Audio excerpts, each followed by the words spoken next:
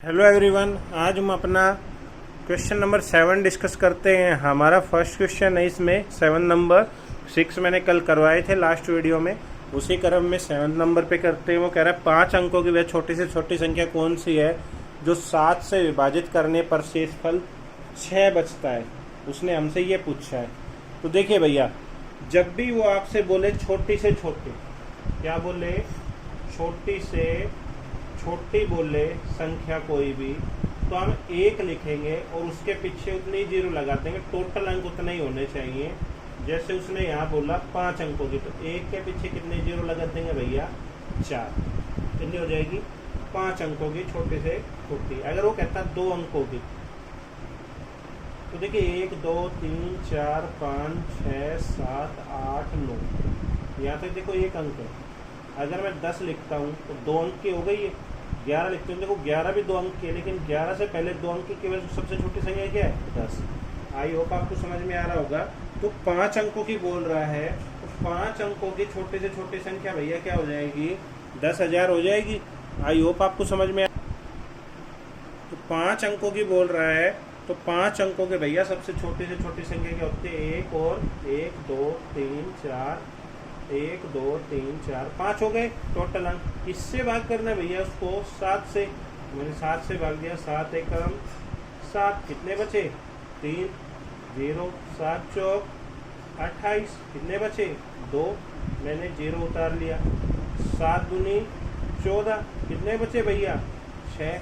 अगली बार मैंने क्या उतार लिया? 0 7 8 56, कितने बचे? 4। ठीक है भैया, जो भी शेष बचता है वो इस वैल्यू में से घट जाएगा। तो मैंने 1 2 3 4 5 लिखा, ये 4 घटेगा। लेकिन यहाँ क्या बोल रहा है? शेषफल 6। तो शेषफल हमेशा जुड़ता है, ठीक है। तो 4 10,000 में 6 जोड़ूंगा तो 10,000 भैया कितने हो जाएंगे? 6, और उसमें से 4 माइनस करूंगा तो कितना बच जाएगा? 10,002 बच जाएगा। वो मेरा क्या होगा? आंसर। आई होप आपको समझ में आ रहा होगा। हम फिर से रिपीट कर लेते हैं। उसने कहा है भैया 5 अंकों की छोटी से छोटी संख्या, तो 5 अंकों की छोटी से छोटी संख्या 1, और उसके पीछे कितने जीरो लगा देंगे? 4। टोटल 5 अंक की हो गई। किससे भाग करने के लिए कह रहा है? 7 से। तो मैंने किससे भाग कर दिया? 7 से। 7 एकम 7, 3 बच गए, 7 चौक 28, 2 बच गए, 0 उतार लिया। 7 दूनी 14, 6 बच गए, 7 8 56, कितने बच गए भैया? 4 बच गए। ये 4 इस 10,000 में से माइनस करना पड़ेगा, ठीक है। और जो भी शेष बचेगा ना, जब भी वो शेषफल की बात करें, वो हमेशा ऐड होगा। तो 10,000 में 6 जोड़े 10,000, 6 माइनस 4, तो कितने बच गए भैया? 10,002 बच गए। वही हमारा क्या हो जाएगा? आंसर हो जाएगा। आई होप गाइज आपको समझ में आ रहा होगा।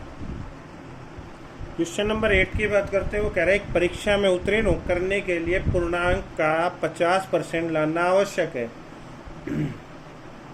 परीक्षा में 2 प्रश्न पत्र शामिल है। एक छात्र ने 200 पूर्णांक वाले प्रश्न पत्र में 40% अंक प्राप्त किए, तो परीक्षा में उत्तीर्ण होने के लिए 150 पूर्णांक वाले दूसरे प्रश्न पत्र में उसे न्यूनतम कितने प्रतिशत अंक प्राप्त करने होंगे? तो देखिए भैया, 2 प्रश्न पत्र है, 2 पेपर में, एक 200 नंबर का और एक कितने का भैया? 150 का, ठीक है। अब 200 150 का मतलब टोटल 350 का पेपर हो गया। और कितने परसेंट अंक लेने आवश्यक है? 50। तो मतलब कितना हो गया? और 0 से देखो, ये 50% हटाएंगे ना, तो प्रतिशत हटाने के लिए बटे में 100 आता है। तो 2 0 से 2 कट गए, तो 5 5 25 और 15 और 2 17, 175 अंक चाहिए भाई उसको। मतलब 350 में से अगर वो 175 अंक ले ले तो पास हो जाएगा, ठीक है। अब देखिए वो क्या कह रहा है, एक परीक्षा में उत्तीर्ण के लिए पूर्णांक का 50% लेना आवश्यक है। एक परीक्षा में 2 प्रश्न पत्र थे, एक 200 का था और एक 150 पूर्णांक का, मतलब टोटल 350 का पेपर था। उसमें से 50% लेने आवश्यक थे, मतलब 175 अंक चाहिए उसे। अब देखिए अगली बात, वो कह रहे हैं एक पेपर था ना, वो 200 का था, और उस प्रश्न पत्र में पहले वाले में 40% अंक प्राप्त किए। तो 200 का 40% निकालूंगा, तो 200 का 40% प्रतिशत हटाऊंगा, बटे में 100 आ जाएगा। तो 40 गुना 2 कितना हो गया? 80 अंक हो गए। हाँ जी भाई साहब, ठीक है। अब देखिए टोटल अंक कितने लेने थे 175, उसने एक पेपर में कितने ले लिए 80, तो दूसरे में कितने लेगा 95, भाई 95 लेगा ना। और 90 प्लस 95 प्लस 80 कितने होते हैं 175। अब देखिए ये 95 जो अंक लेने हैं वो किस में से लेने हैं, उसको 150 में से, तो 95 बटे में 150 कर दूं और गुणा में क्या प्रतिशत पूछ रहा है, प्रतिशत अंक, तो प्रतिशत पूछे तो गुणा में क्या आता है 100, और प्रतिशत दिया हो तो क्या आता है अपॉन में 100। तो 50 दिया 150 और 50 दूनी 100, 5 दूनी 10 और 9 दूनी 18 और 1 19 बटे 3, तो 3 6 18 और 3 तिया 9, तो लगभग 63.3% आएगा। उसने ऑप्शन में दे रखा है 60, 61, 64 और 68, तो देखो 63 के लगभग कितना है 64, तो 64% लगभग उसको अंक प्राप्त करने होंगे। ठीक है भैया, आई होप आपको समझ में आ रहा होगा। हम फिर से रिपीट कर लेते हैं। देखिए एक परीक्षा में उत्तीर्ण करने के लिए पूर्णांक का 50% अंक लाना है। कितना चाहिए भैया प्रतिशत में 50। परीक्षा में 2 प्रश्न पत्र शामिल है। एक छात्र ने 200 पूर्णांक वाले प्रश्न पत्र में 40 अंक लिए। भाई 200 का पेपर था, कितने का था भैया 200 का, और 40% लिए, प्रतिशत हटाएंगे तो बटे में 100 आएगा, 2 0 से 2 0 कट गए, तो 80 अंक ले लिए उसने। ठीक है, 150 वाले में वो हमसे पूछ रहा है, और देखो 50% मतलब 200 और 150 कितने हो गया 350 का 50% लेना आवश्यक है, कंपलसरी है। तो अगर उसका 50% निकालो तो 175 अंक चाहिए। पहले में कितने ले लिए 80, तो 175 में 80 गए, तो 95 अंक लेगा किस में से 150 में से, तो बटे में 150 लगा दिया, और प्रतिशत पूछे तो गुणा में 100, तो 50 दिया 150, 50 दूनी 100, 95 गुणा 2 हो गए 190 बटे 3, 3 6 18 और कितना बच गया 3 3 9 और 3, तो ऐसा आ जाएगा लगभग 3 3 3 ऐसे चलता रहेगा, तो 64% के लगभग हमारा क्या हो जाएगा भैया आंसर हो जाएगा। आई होप आपको समझ में आ रहा होगा। क्वेश्चन नंबर 9 डिस्कस करते हैं। कह रहे एक क्लब में महिलाओं की संख्या पुरुषों की संख्या से अनुपात 3:2 है। हाल ही में 300 महिलाएं क्लब में शामिल हुई और यह अनुपात 5:2 हो जाएगा। क्लब में अब कितनी महिलाएं सदस्य हैं? तो देखिए भैया मेरे को नहीं पता महिला कितनी है, तो देखो महिला अनुपात पुरुष का रेशियो शुरू में कितना है भैया 3:2। ठीक है, अब 300 महिलाएं क्लब में शामिल हुई और थोड़ी देर में बात करते हैं, और अनुपात क्या हो गया 5:। तो देखिए यहाँ पुरुष तो फिक्स है, बढ़ी कितनी महिला 3 से 5 हो गई, मतलब कितना रेशियो में बढ़ी 2, और संख्या में कितनी बढ़ी भैया 300, तो 1 का मान कितना आ गया 2 1 कम 2 2 5 10 150 आ गया।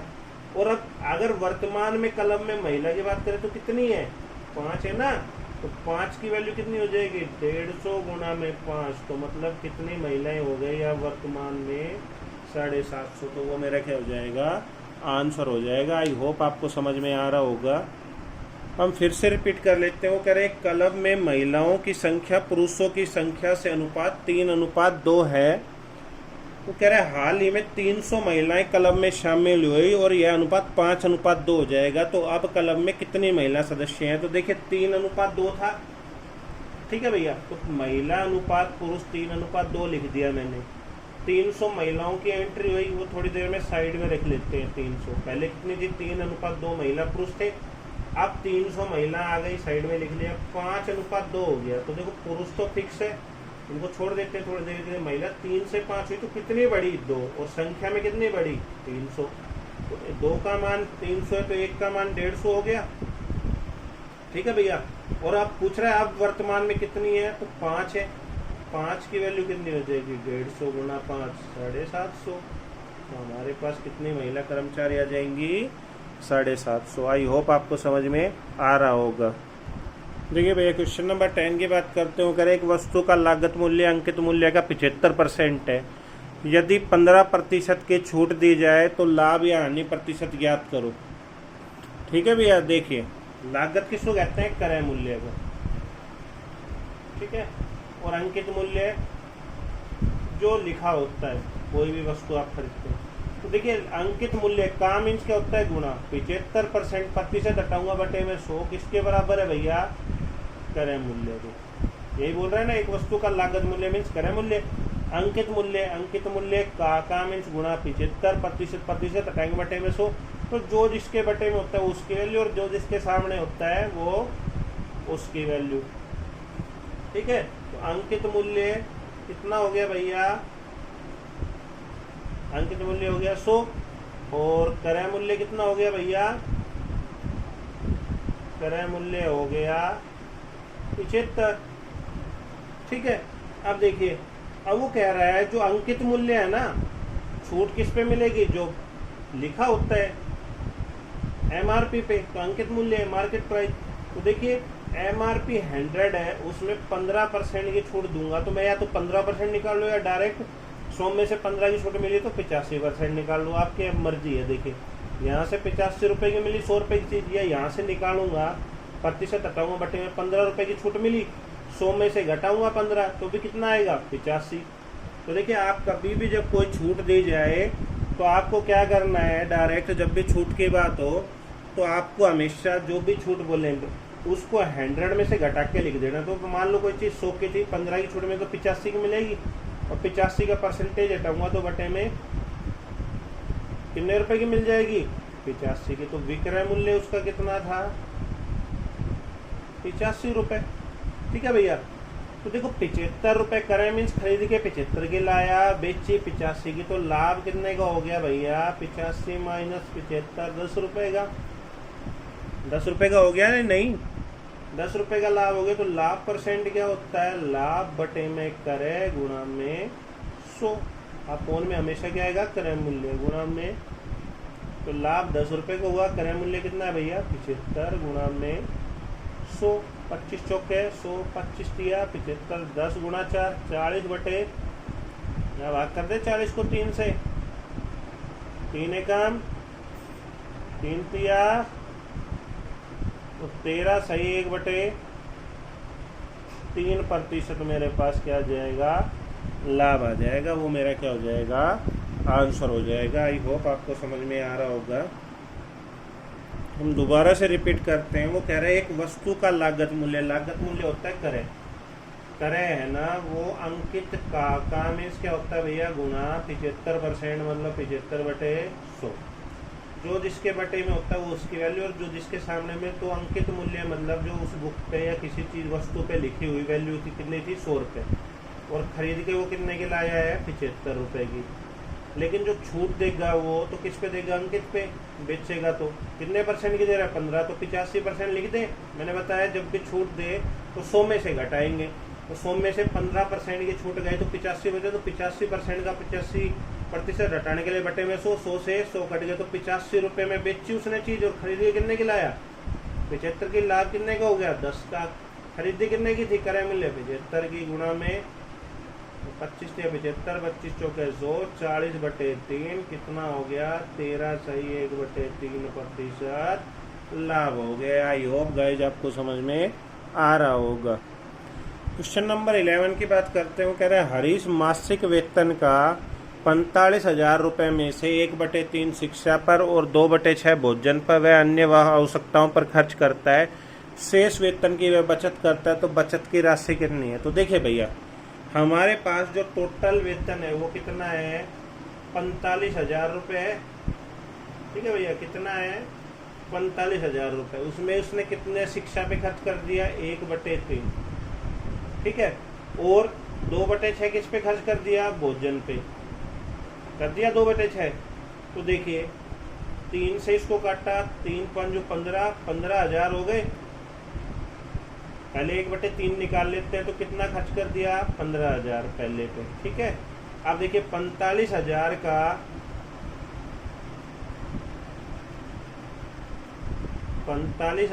का 2/6 उसने किस पे खर्च कर दिया भैया, भोजन पे।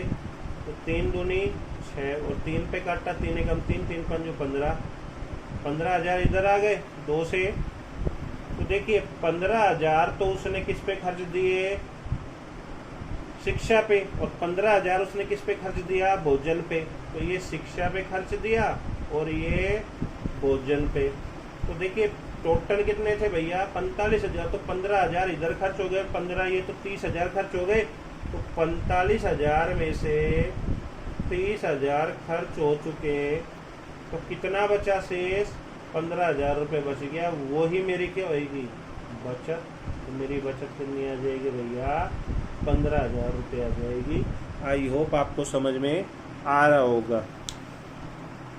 इसी क्वेश्चन को हम दूसरे तरीके से भी कर सकते हैं। देखिए मैंने मान ली भाई टोटल अमाउंट उसकी 1 थी, उसने 1/3 किस पे खर्च दिया?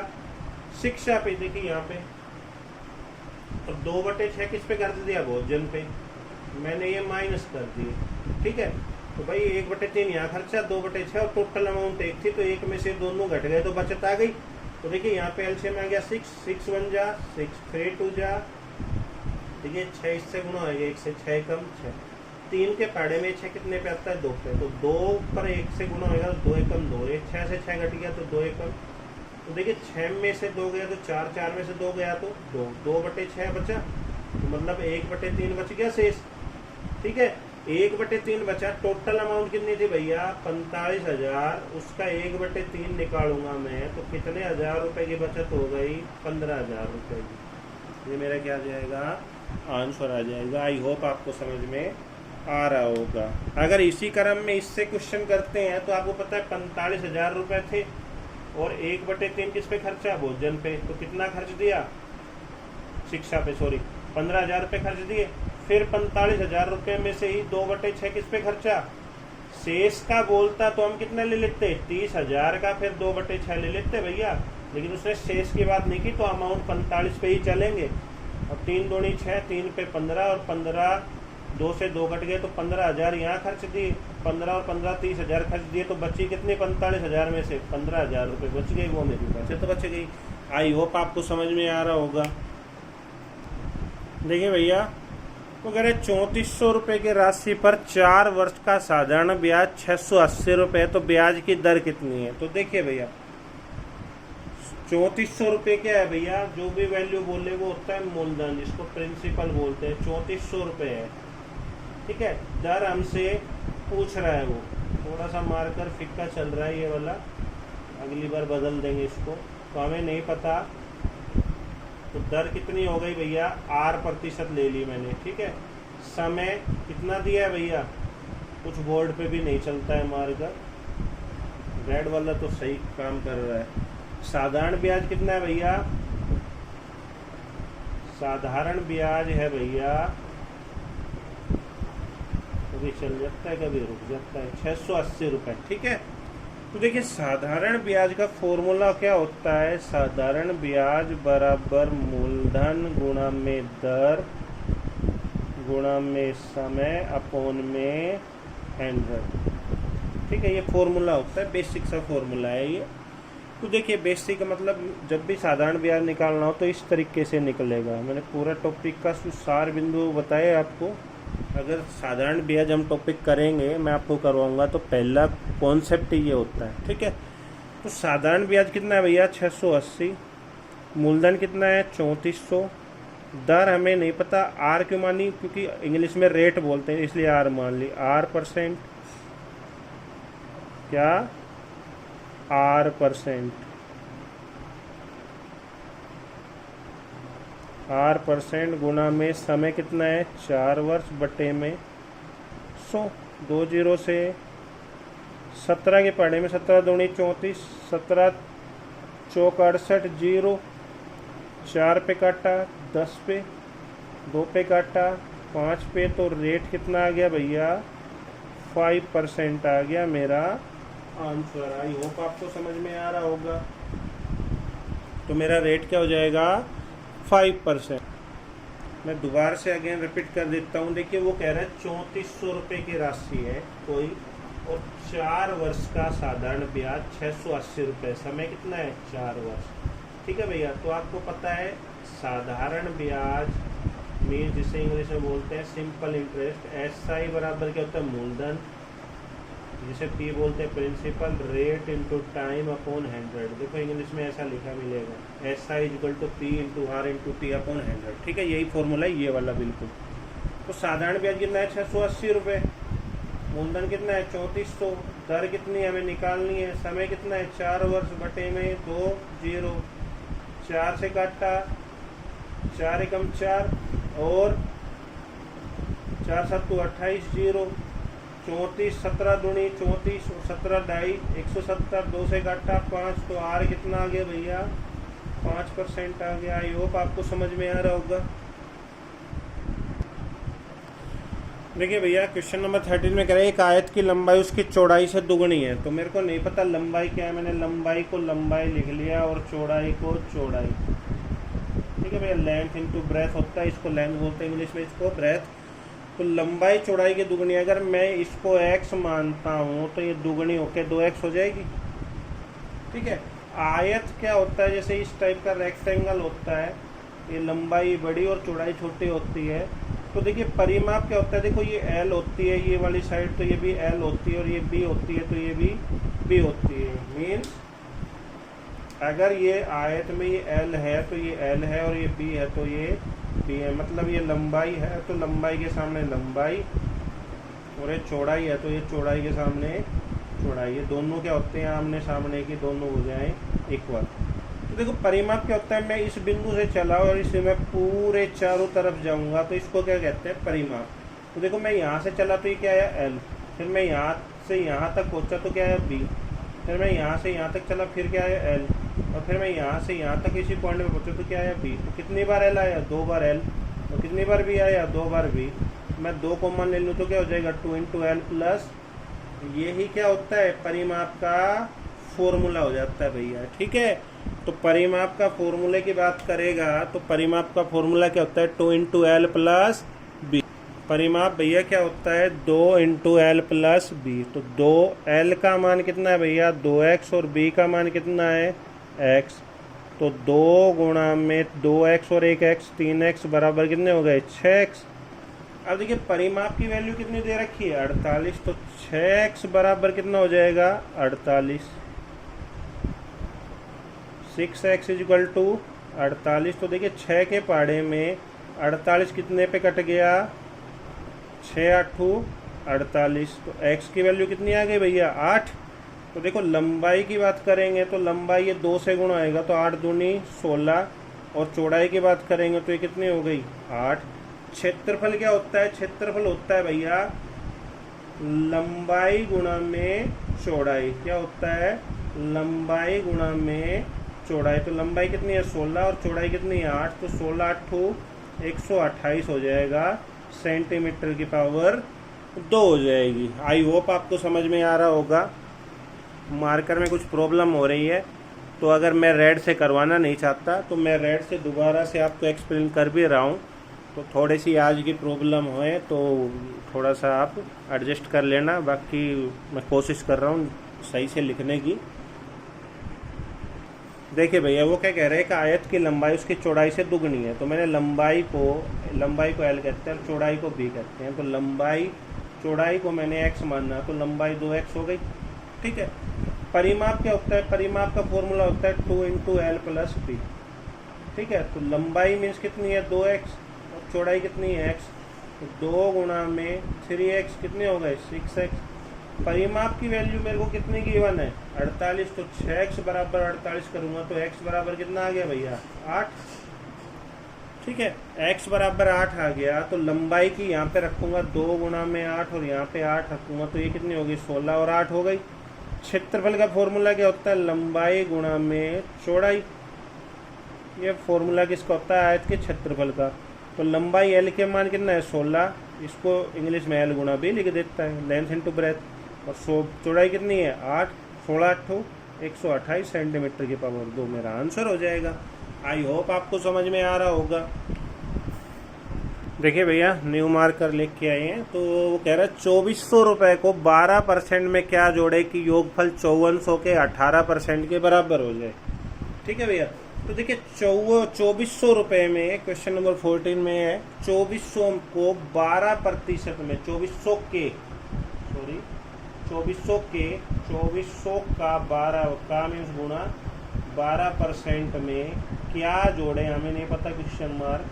किसके बराबर हो जाए, 5400 के 18%, मतलब 54 गुणा में 2 जीरो से 2 जीरो काट दिए और यहाँ भी 24 गुणा में 12 कर दिए। तो 24 गुणा 10 कितने होते हैं, 240 और 48, तो 288 हो गए। तो देखिए 288 इधर लिख लेते हैं और इधर लिख लेते हैं।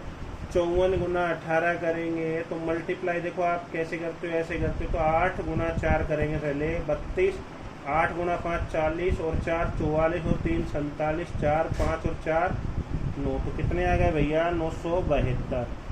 ठीक है, ऐसे ही 24 को 12 से कर सकते हैं। 2 गुना 4 कितने हो गए, 8, 2 दूनी 4 और 4 8 और 2 एक कम 2।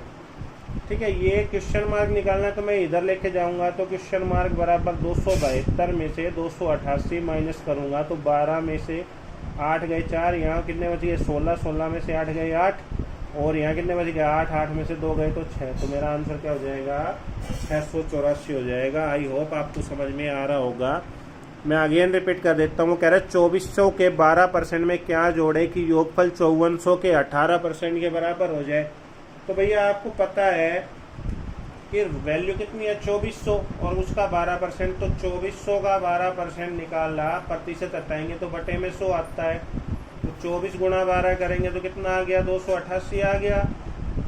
और ऐसे ही 5400 का 18% कह रहा है तो 18% निकालेंगे, 2 जीरो से 2 जीरो कट जाएंगे तो कितना बचेगा, 54 का 18 972। तो देखिए 972 में से मैंने 288 घटाए तो कितना बच गया, 684 बच गया। वही मेरा क्या हो जाएगा भैया, आंसर हो जाएगा। आई होप आपको समझ में आ रहा होगा।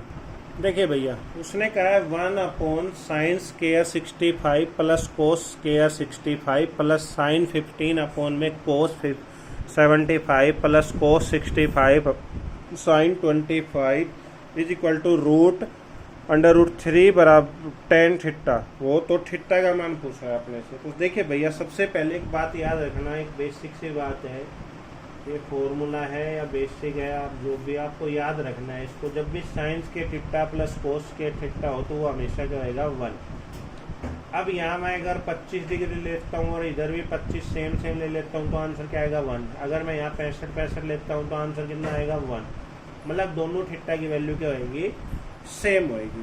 ठीक है भैया, तो sine square plus cos square theta की वैल्यू क्या होती है, 1। तो अब देखिए यहाँ पे क्या है, साइन स्क्वायर 65 कॉमन है तो आपको पता है sine square theta plus cos square theta क्या होता है, 1। तो 1/1 हो गया।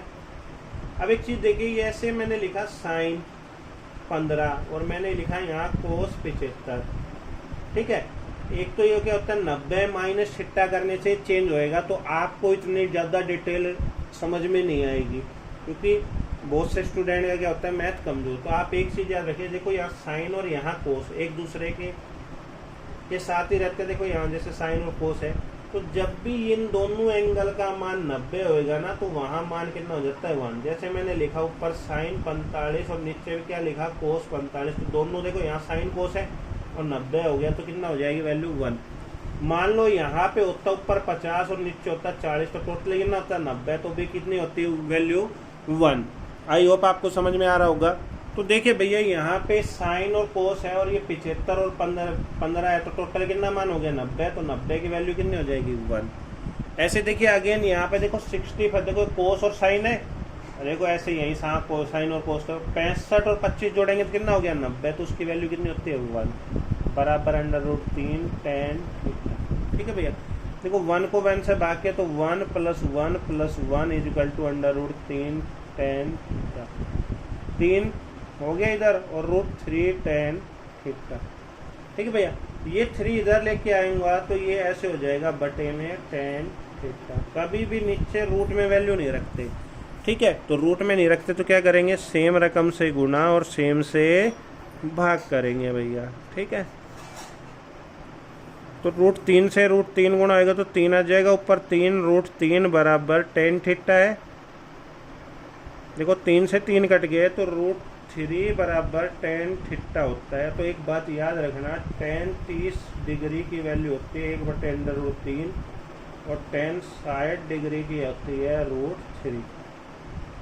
ठीक है, तो ये देखो ये √3 है, तो इधर लिख लेते हैं tan साइड की वैल्यू होती है √3 और इधर tan थीटा। tan से tan घट गया तो थीटा की वैल्यू कितनी आ गई भैया 60 डिग्री। तो देखो आपको एक ये चीज़ याद रखनी है और एक ये, अगर ये दोनों आपको याद है तो ये पूरा क्वेश्चन आपका सोल्व हो जाएगा। ये ट्रिग्नोमेट्री इतना भी ज़्यादा टफ टॉपिक नहीं है जो आपके समझ में ना आए, तो मैंने बिल्कुल कोशिश की है बिल्कुल कमज़ोर से कमज़ोर स्टूडेंट को भी समझ में आ जाए। फिर भी अगर आपको प्रॉब्लम आती है तो आप कमेंट्स बॉक्स में कमेंट्स कर सकते हैं, मैं अगेन आपको समझा दूंगा, ठीक है। लेकिन मेरी कोशिश ये है कि आप इसको पढ़े तो सही। सबसे पहले आप स्किप कर देते हैं, कोई भी हार्ड क्वेश्चन देखते हैं तो उसको स्किप करने की बजाय आप उसको समझने की कोशिश कीजिए। आई होप आप समझ पा रहे होंगे। देखिए मैं इसको अगेन रिपीट करता हूँ आपको क्वेश्चन। मैंने बताया भैया जब भी यहाँ पे sine square plus cos square कोई भी थीटा की वैल्यू हो और जो सेम हो तो sine square plus cos square की वैल्यू कितनी होती है 1। तो देखिए यहाँ दोनों की वैल्यू सेम है और साइन स्क्वायर कोस स्क्वायर बन रहा है तो 1, इसकी वैल्यू 1 हो जाएगी।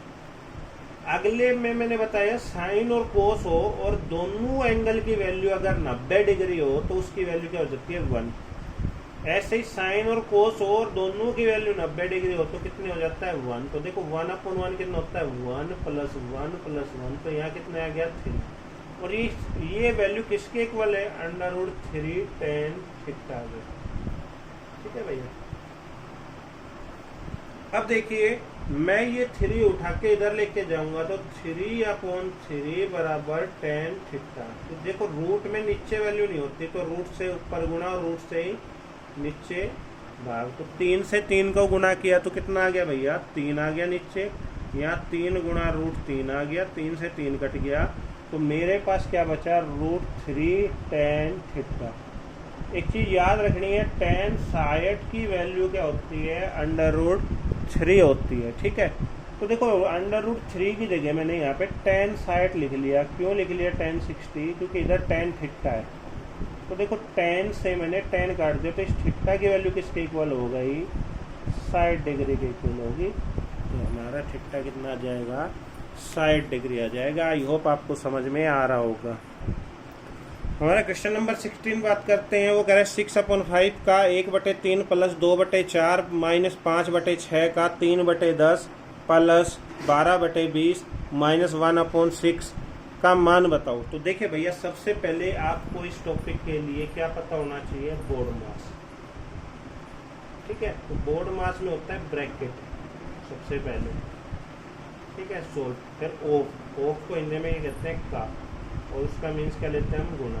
फिर क्या होगा डिवाइड, फिर मल्टीप्लाई, फिर ऐड, फिर सब्सट्रैक्ट। तो इस क्वेश्चन में देखो का भी लिखा हुआ है और ब्रैकेट भी है। तो सबसे पहले हम किसको सोल्व करेंगे ब्रैकेट को। कोई बोल रहा है ना।